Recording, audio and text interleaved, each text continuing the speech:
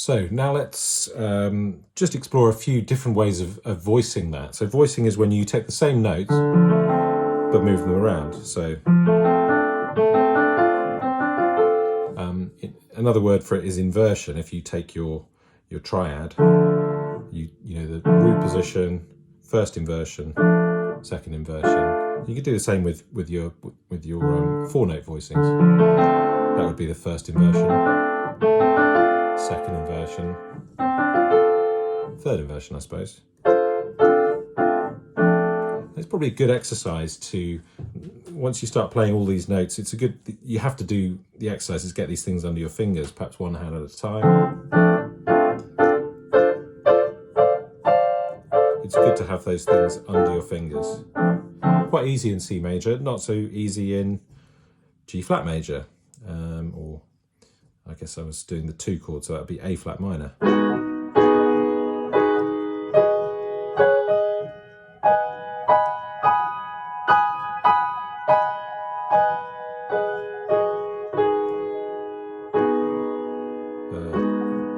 Definitely slower in A flat minor, not my favourite key, and you do the same with the other hand. Now that sort of close voicing, that was something you heard perhaps in the 1920s, and but it's not used exclusively now anyway. It's not, and we'd like to spread our voicings out a little bit. So going back to the white keys, so D minor. So that's quite a nice one, spread out. That's a slight side note, but that's something called drop 2, when you take a voicing and you drop the second note down, and you drop it down an octave. So that becomes, and that becomes that, and it's a lovely sound to move up and down the piano. And again, that's an exercise, and you can do it. You can do it with your C major voicing as well. So instead of that, you can play.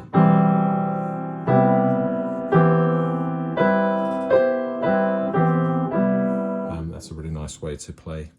So you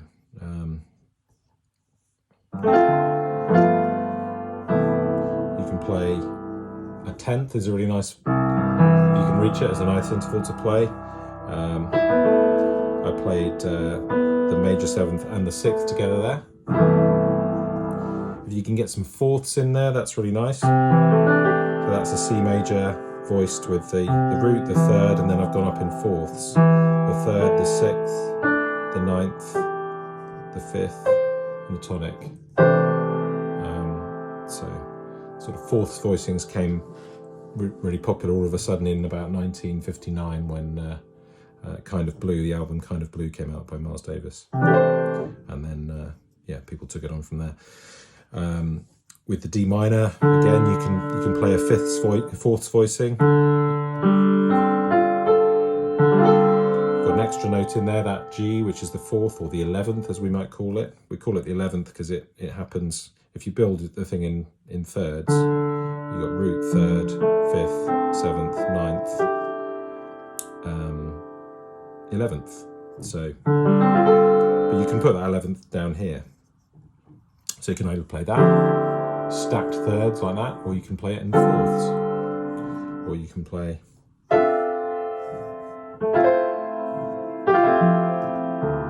Often, as a piano player, you can miss out the root if you've got a bass player, so you might just play that as your D minor voicing. There's no actual D in it, but your bass player is playing that.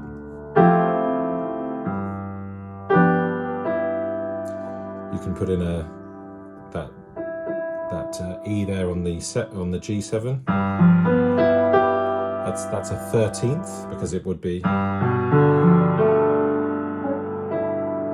That would be, if you count up from the G there, that's a 13th. And again, you'll notice there's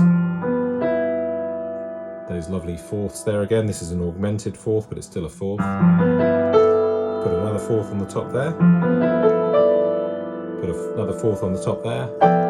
That is all G7, but it sounds quite different. And then following our voice leading rule, we can move that whole thing down one note to the C major. So that's a really nice, it's a nice way to use fourths, use lots of extensions like extra notes in the chord.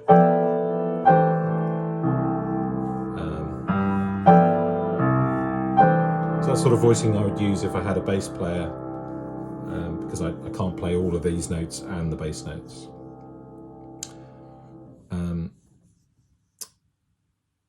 So, and then you can crush notes. You can spread them far apart like that. You can crush them together. So you can play. So there I've got 4 crushed notes together: the 9th, the 3rd, the 11th, and the 5th.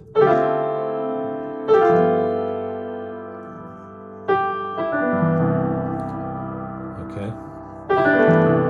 You can play a note with every finger, you know.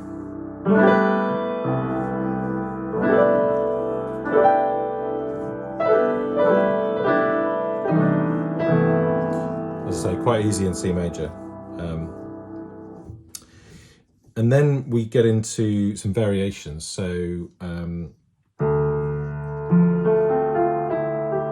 we've only used white notes so far, but sometimes in the 2 chord you can flatten the 5th. So that'd be a D minor 7, flattened 5th. More commonly known as a half diminished chord, because it starts like a diminished, but then it adds just a normal flat 7, not a diminished 7.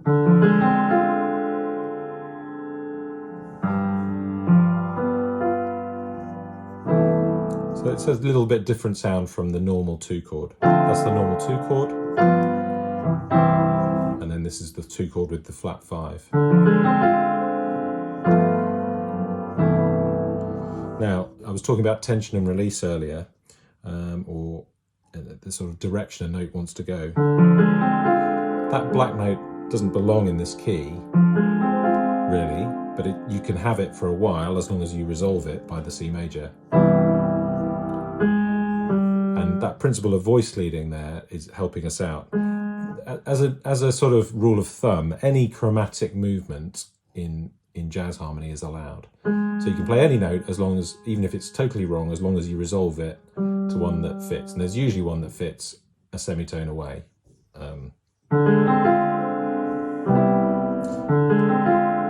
Now, we've got that A flat there, that flat 5 of the 2 chord, and I was resolving it or changing it to an A, which is the 9th, the natural 9th of the G7 chord. Or you could resolve it to the tonic of the G chord. That sounds a bit straight, so why don't we just leave it there? And all of a sudden we have an interesting but quite fundamental chord, which is a G7 with a flat 9. And that definitely wants to resolve then to the C major.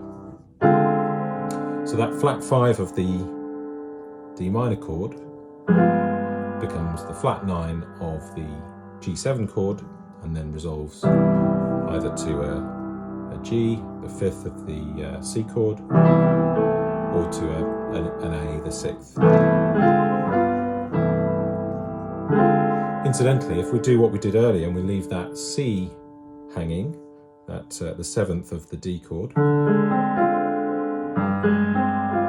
and we leave that flat 9 there in the G chord, and of course this C is a suspended 4th.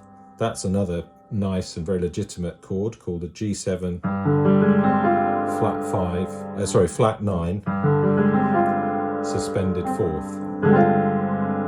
And then you would often resolve that within the G chord, that C to the D to the B there, which is your 3rd, and then to the C major. But not always. Sometimes, especially in the more modern approach to harmony, you will just have the 5 chord, the G chord, will just be a G7 flat 9 suspended fourth, and they won't bother resolving that C to the B until we get to the C chord. So it depends how long you've got on that chord, and it depends what colour you want to create. It's a sort of darker, more sinister sound, that flat 9 sus4 chord. Okay.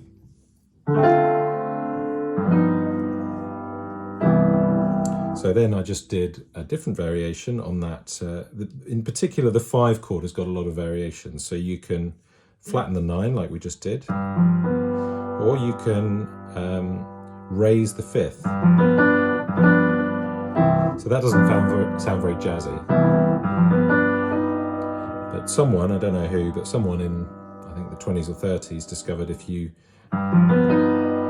sharpen that 5th, and this didn't happen in jazz first, it happened in classical music first, of course, but that became a really popular way to play a 5 chord in jazz, with that sharp 5 of the G chord, which of course is an E flat. Now E flat does not, again, belong in C major, but you can put it in there as long as you resolve it. And by the way, if you play a so-called wrong note or a sort of out note, again, as I say, as a rule of thumb, you can and also should resolve it by a semitone. That's a rule I read in a book by a guy called Hal Crook, who's a jazz educator, and it's a good rule.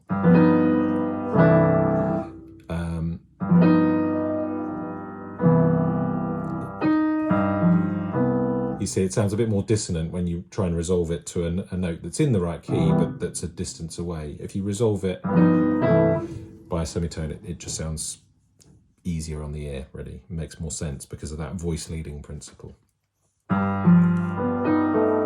So you can try the G7 with that natural 9 and the sharp 5, or you can flatten the 9 as well. So flat 9, sharp 5. I think that sounds a bit kind of more ethereal, kind of more modern. There's a lot of dissonance going on there, which is nice to resolve, but that's more of a 1920s, 1930s sound. I sort of associate it with sort of Gershwin and sort of pre-war big band stuff. Okay. The key thing with these extra notes, these altered notes, like the altered 9th or the altered 5th, is to do it very slowly. And I learned these things gradually, one by one, either by playing through pieces or listening and listening by ear and finding out that way. If you learn them all at once, it's too much. So, just spend some time playing it with the white notes in the case of C major, or if you change to another key like A major, play what we call diatonically. That means with the notes within the scale. So within the scale of A major.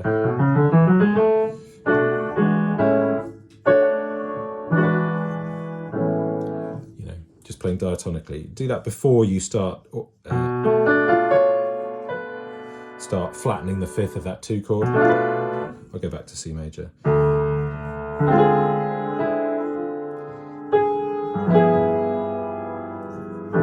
That's a lovely sound there, I think. So that's the D minor with the flat 5. And by the way, you can add a 9th there, which sounds really dissonant. We can add it up the top here, that 9th. On the G7, we've now got G. We've got the 7th, the 3rd, the 13th, which we covered earlier. And we've got that flat 9 up the top here. You'll notice that these notes form an E triad. And that is a really cool sound, I think. So we get it by having a natural 13, but an altered 9th, in this case a flattened 9th. Now you can also, that with the 9th, you can sharpen the 9th. That's a very bluesy sound,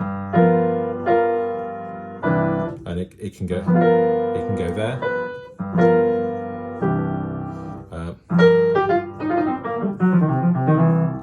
It's in that blues scale. Because if you think about it, you've got in the G chord, you've got a B natural, which is the third, and then you've got a sharp 9, which is the B flat. So you've got those two notes kind of disagree with each other. They're dissonant. If you put them together, it sounds very dissonant. It often goes really well with a sharp 5 there, that E flat.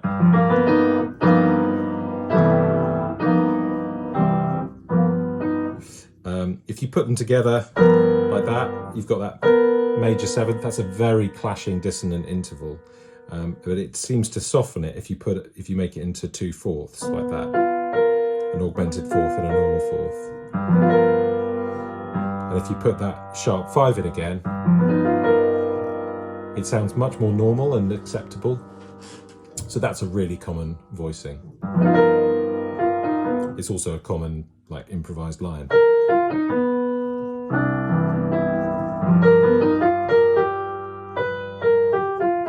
It's cool to play around with that sharp 9 and the natural 3rd, because of that bluesy, clashy sound.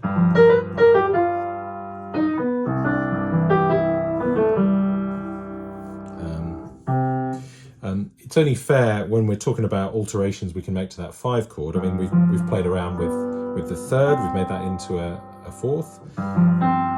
We've played around with the 5th, we've made it into a 13th or a sharp 5th. And we've played around with that 9th, we've made it into a 9th or a tonic or a sharp 9 or a flat 9 or a sharp 9. So it's only fair, and when I say played around with them, I mean it takes a long time to get familiar both with where the notes are and how they sound and how you want them to sound.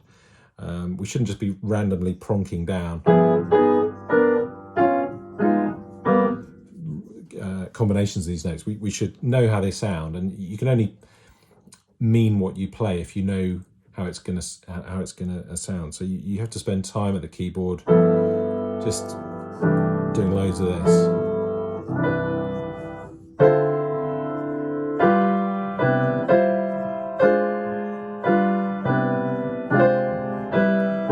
So just really getting those sounds in your ears and under your fingers and trying to associate the two.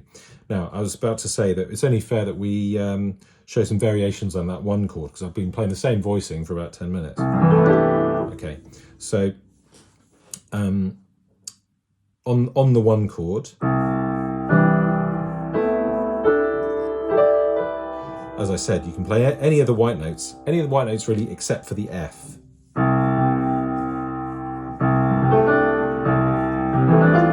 That sounds really wrong, doesn't it? That augmented octave there. That F does not fit in the C major chord, unless it's there deliberately and you're resolving it.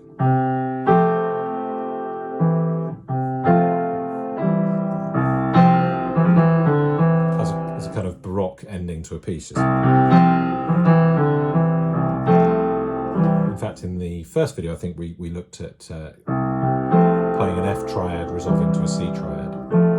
So yeah, that's perfectly fine. So that's the first thing you can do, interestingly, on the C major chord. More commonly in jazz anyway, you would actually, if you are going to play a 4th, you'd sharpen it, or you'd call it a sharp 11. So you play root, 3rd, 5th, 7th, 9th, sharp 11, 13th or 6th. And I would never you don't usually stack thirds like that unless for an effect. Like I said, it sounds more, you want to space them out a bit more. But so yeah, if you are going to add a 4th or an 11th to a C chord, you'll usually add a sharpened one, which makes it into something called a Lydian scale, which is a normal C major scale but with a sharpened 4th, and that's the one we tend to use on that C major chord, because it doesn't seem to clash as much as the, that doesn't work, that sort of does work, okay? So other variations, you can basically suspend the notes, so you can kind of play some of the voicings from the earlier chords in the sequence over the C major, over the C root. So we can play the D minor voicing. So you can sort of do that on the C major. So okay, you can play that. You can play that D minor flat 5, which is an identical right-hand voicing to the G7 flat 9 suspended 4th. As you can see, I'm resolving these tension notes by a semitone, and that makes it okay. There's I think it's a Billy Joel song, which plays around with that very thing.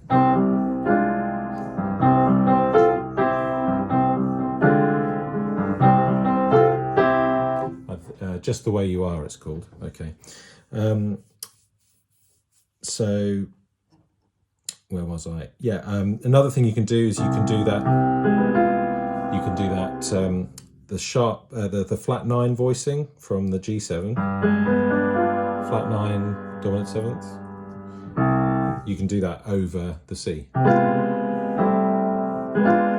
This is, by the way, you'll have probably spotted, this is also a diminished chord. That those 3 notes from the G7 plus the flat 9 make a diminished chord. And so you can do that sort of A flat diminished or B diminished. And you can analyse what that is. So what are we doing there? So that's a 7th to the tonic. It's a 4th to the 3rd, and it's a sharp 5 to the natural 5. Okay. So because they're resolving by a semitone, it sort of works. And because that's a recognised sound, that diminished, it doesn't sound too bad. You can also do the other diminished. You can do the C diminished into the C major.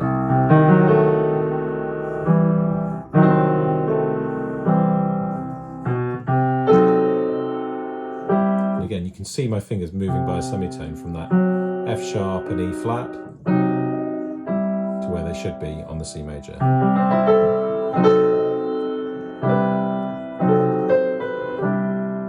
So then you can start to build a 2-5-1 that's a bit more complicated.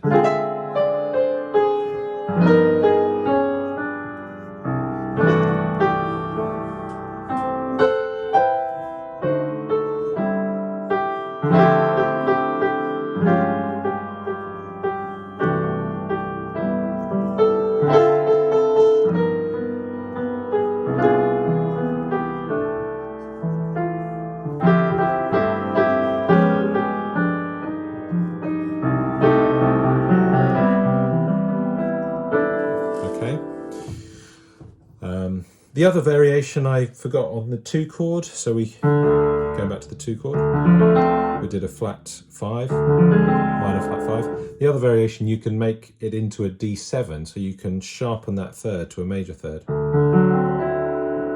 Or you can make it a 9th chord.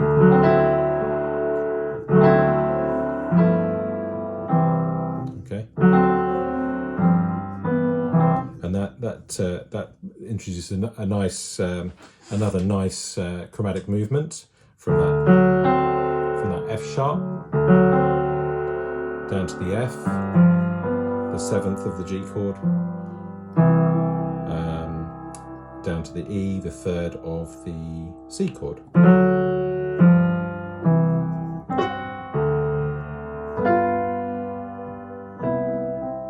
Okay.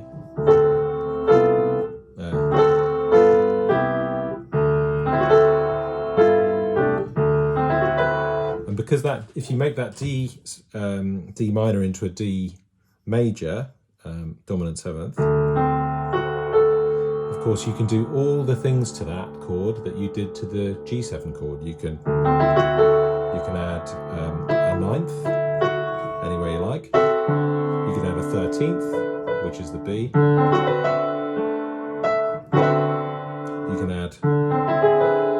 can even add a sharp 11 there, which, you know, so all these, you're starting to add a lot of the black notes, the out notes, and because you're putting them in context, and because you're resolving them down to white notes, then it works.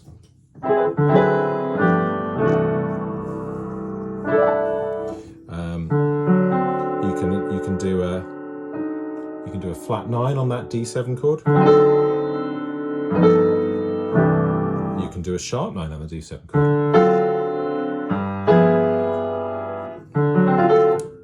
That's quite cool, isn't it? So you've got the D7 with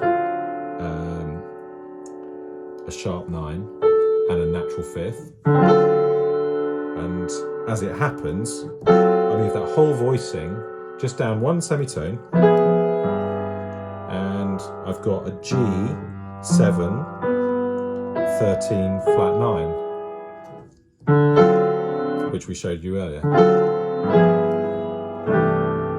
Now that sounds quite dissonant, quite out, quite jazzy, but it works and it resolves.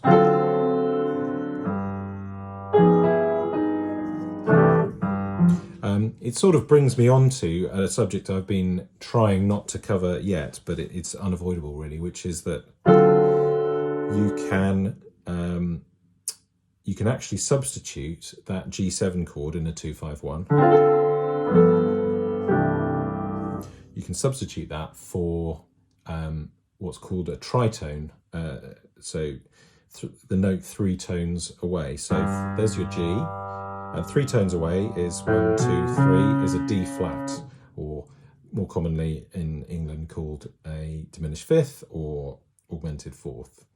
But in jazz they call it a tritone. Okay, now you can basically, if you go back to the 3-note voicings, the D minor 7, instead of the G7 you play a D flat 7. Now that's got the same 7th and 3rd as G, they're just the other way around. So that's 3rd and 7th in G, that's 7th and 3rd in D flat. So your right hand is doing exactly the same. Okay, so the ear kind of thinks, well, that's fine, I know about that, that's all white notes, it's predictable, it's a really common sequence in Western music, so what's wrong with that? And then the left hand, well, it's just moving chromatically. And again, you know, since, you know, mid-19th century chromatic, well, in fact, since Bach, semitone movement has been fine and is is understood by the ear as long as it's resolved. That doesn't sound too bad. Okay, that D flat itself, of course, is the flattened 5th of the G7 chord. I didn't show you flat 5s, but you can, just as you can sharpen the 5th, you can flatten the 5th. I didn't just show you because it's just kind of all a bit too much, isn't it? But and I find that quite a difficult. I found that quite a difficult sound to discover and to get to know. You've got enough to worry about with your 13ths and your sharp 5ths. Anyway, flat 5ths. There's a G7 flat 5th chord, and of course the notes in it, if you swap them around, are exactly the same as a D flat 7 flat 5th chord, because that G is the flat 5th of the D flat 7. They're kind of like the mirror image of each other. Okay. So again, the way I think of it is this: when you're playing the D flat 7 as that tritone substitution, you're sneaking that in to sound a bit more sophisticated and jazzy. You're sort of legitimizing that, A, because you've got that B and that F in there, but also if you play that G which is a flat 5 in the D flat 7 chord, that G, of course, is in the key of C major and sounds perfectly fine. And it sort of, it allows the D flat 7 to sneak in there undetected. Now, I'd wrestled with tritone substitution for years. I think I'm still wrestling with it because it's very easy to make it sound very wrong. And it's got to be in the right context. It's got to fit with the tune or with what the other musicians are playing and what you're playing with the rest of your hands. But as I pointed out earlier, it's kind of inescapable that when you're going around the cycle of fifths and you're altering the fifth degree and you're altering the ninths and things like that, you're going to come across these semitone movements like we did earlier. So D7, sharp 9, natural 5. Same voicing down a semitone is a G7, 13, flat 9 to the C major. Of course, I could just move the whole thing down a semitone to make it a D flat 7. And then that would be exactly the same as the D7 was. That would be a sharp 9, natural 5. Because it moves in semitones, it's okay. It's a good exercise to get these funny voicings and just move it around by semitones. Oops.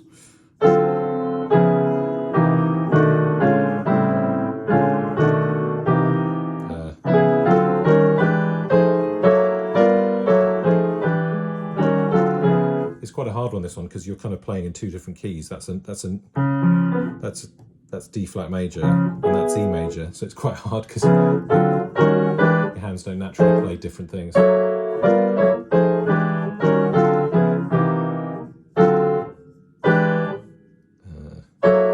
Anyway, back to tritone substitution.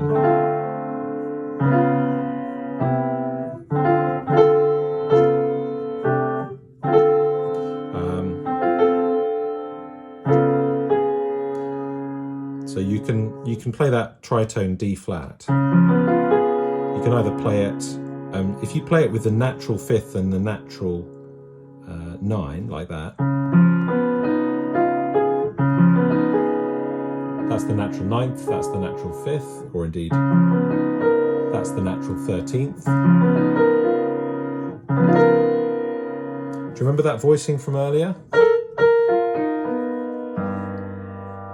In the G7, you had the 3rd, the sharp 5th, the 7th, and the sharp 9. And, I said it sort of hangs together because these notes kind of seem to belong together. Well, of course, they belong in the chord of D flat 7.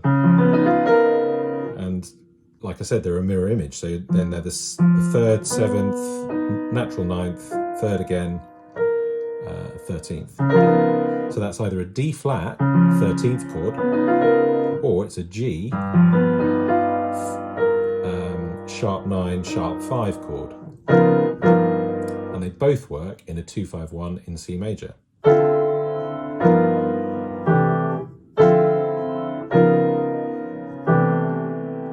So once again, if you know your voicings, a lot of them work both ways. But you've got to put them in the right place and know how to make them work, and that will not work if the tune goes like that. For instance, that's I fall in love too easily. I fall in love too easily. If you play, actually it does work. But if the singer lingers on that A and you plonk down and they're still playing the A, that sounds horrible because you've got, okay, no one wants to hear that. So that doesn't work at all. So you've got to know the song and where you can do that and where you can't do that.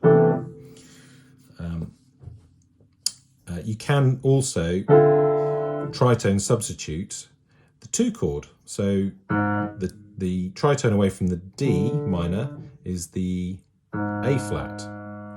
So you could just play an inversion of your D. Of course, the A flat, as we know from earlier, is the flat 5 of the D. Of course it is, because it's tritone away. So you could just play your D half diminished over an A flat.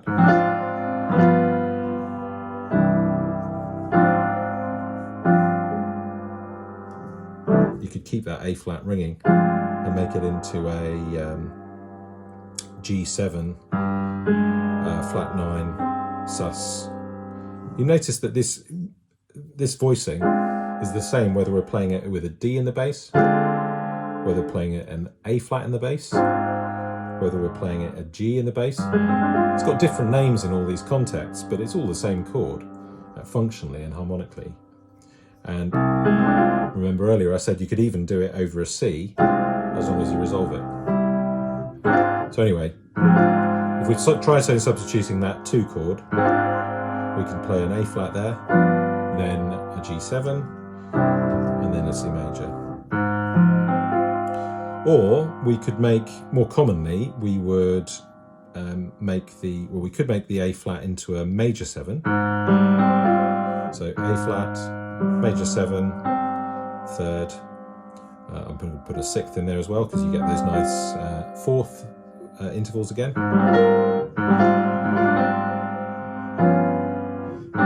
I think I like that because that's moving down to there. That's a crush. It's a little bit dissonant, but it's not too bad.